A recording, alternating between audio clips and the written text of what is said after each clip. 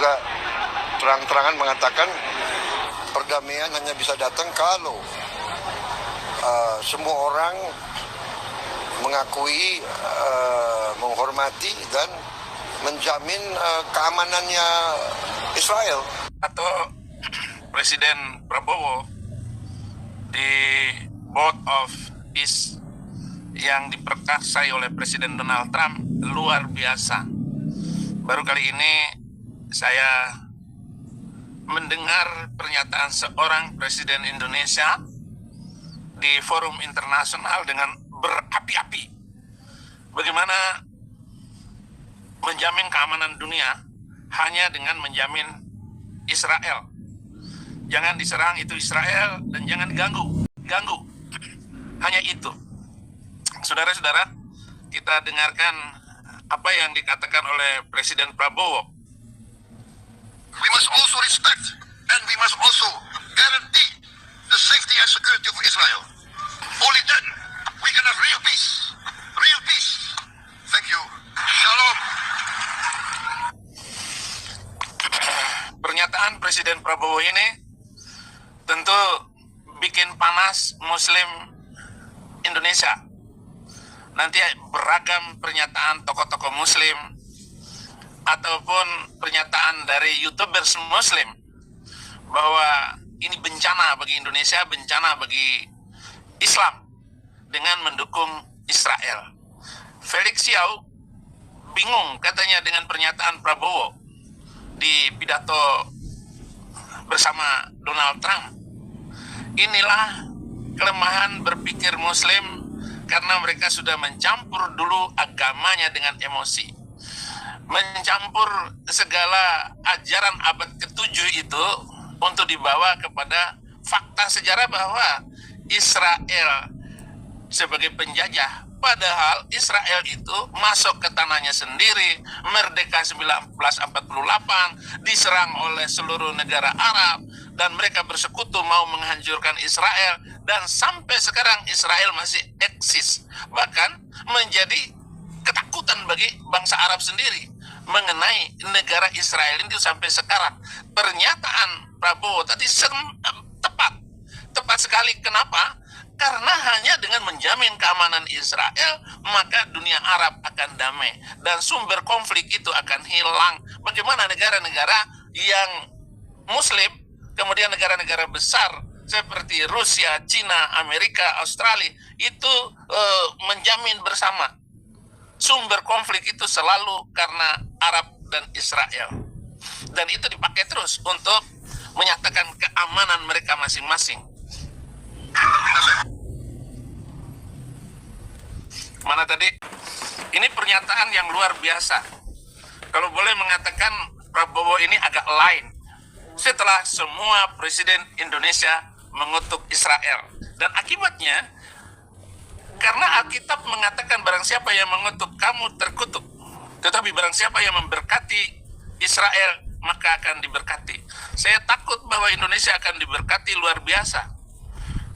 Karena presiden yang berbicara agak lain, satu-satunya mencapai kedamaian dunia hanya dengan memberikan keamanan bagi Israel.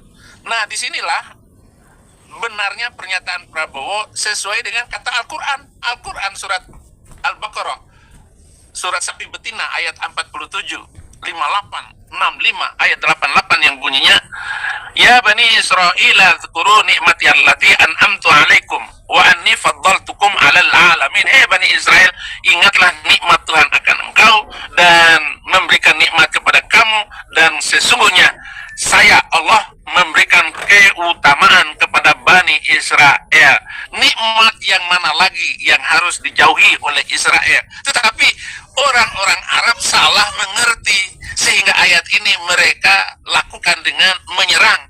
Karena memang ada lagi ayat yang lain ataupun hadis-hadis Nabi seperti yang mengatakan kiamat belum akan datang sampai seluruh orang Israel dihabiskan. Sehingga batu bisa ngomong, berteriak, hei Muslim, di belakang aku ada Yahudi, bunuh, habisin dia, kata batu. Bahkan pohon juga bisa ngomong, di belakang aku ada Yahudi yang sedang bersembunyi. Kecuali pohon Gorkot.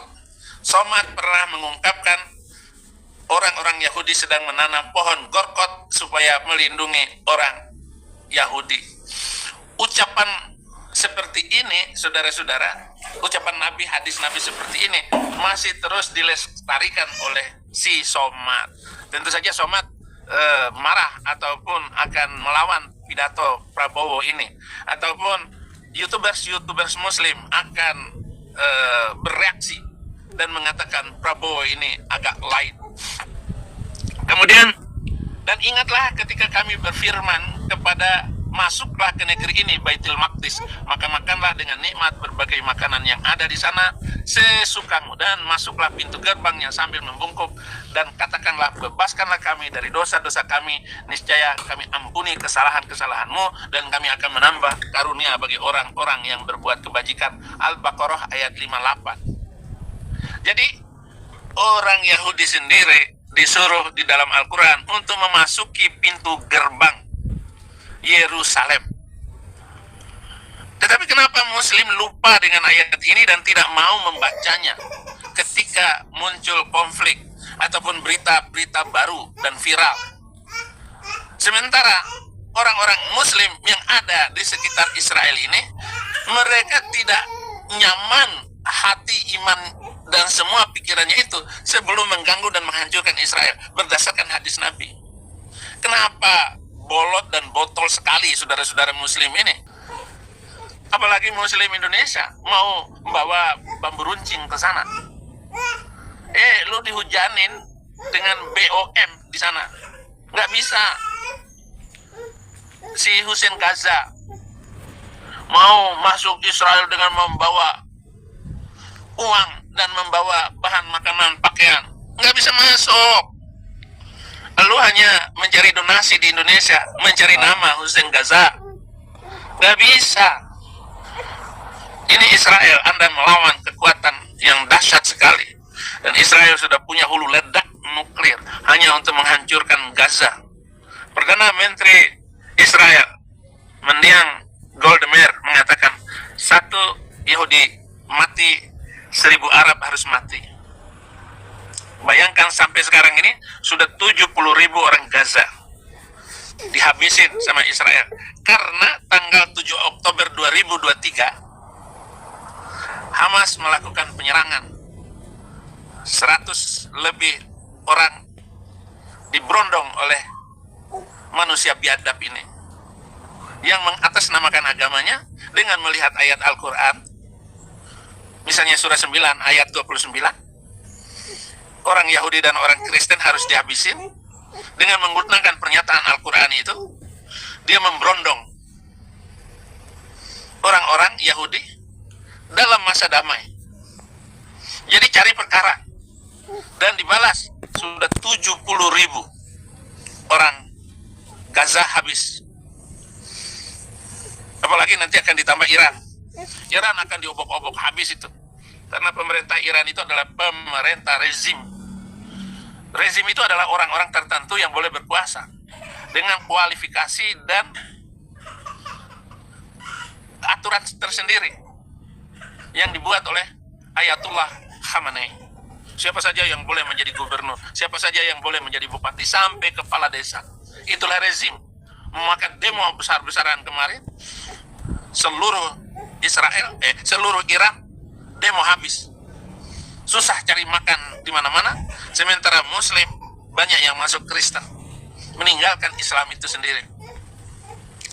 Masjid-masjid dibakar di mana-mana. Polisi, tentara, rezim nggak mampu melawan keadaan ini. Lalu mereka mengatakan ini adalah kerja Amerika dan Israel. Emang apa kata Prabowo ini sudah benar, saudara-saudara. Hanya dengan menjamin keamanan Israel, maka dunia ini aman. Kemudian ayat yang lain, saudara-saudara. Sesungguhnya kamu telah mengetahui orang-orang yang melakukan pelanggaran di antara kamu pada hari Sabat. Lalu kami katakan kepada mereka, jadilah kamu kera yang hina. Ayat 65, dengan mengatakan bahwa orang Yahudi itu adalah monyet karena melanggar hari Sabat. Lah orang Islam sholat Jumat, bukan hari Sabat. Ya lebih parah lagi, mengutuk orang Yahudi monyet, tetapi lebih monyet lagi adalah Nabi Muhammad dan pengikutnya. Kalau melihat logika ayat ini, bagaimana Allah mengutuk orang Yahudi jadi monyet? Nggak terbukti sampai hari ini. Orang Yahudi ganteng-ganteng, bagus-bagus, sedangkan watak orang Islam lebih daripada itu semua. Maka lihat saudara-saudaraku yang muslim, sadarlah, dan apa yang dikatakan oleh Prabowo ini adalah presiden yang benar sekali berdasarkan ayat Al-Quran. Salam saudara-saudara, terima kasih sudah menonton video ini dari awal pertengahan sampai selesai. Kiranya Tuhan Yesus memberkati kita semuanya. Amin. Teman-teman, kita sudah dengarkan apa yang disampaikan oleh yaitu Saifuddin Ibrahim terkait yaitu pernyataan Bapak Prabowo Subianto yang mengatakan bahwa kalau perdamaian ini mau terjadi, maka kita harus menjamin keamanan Israel. Dan setelah video ini beredar di media sosial, banyak orang-orang yang ribut, bahkan Ustadz Felix Xiao juga memberikan komentar-komentar yang sangat membuat banyak orang tidak setuju dengan pernyataannya. Nah teman-teman, bahkan seorang Saifuddin Ibrahim mengatakan ketika Prabowo melakukan ini, saya takut dan terlalu takut bahwa bangsa Indonesia akan diberkati Tuhan. Karena memang kalau kita baca Alkitab bahwa bangsa-bangsa yang memberkati Israel, maka bangsa itu akan diberkati. Tapi bangsa-bangsa yang mengutuk Israel, maka bangsa itu akan terkutuk.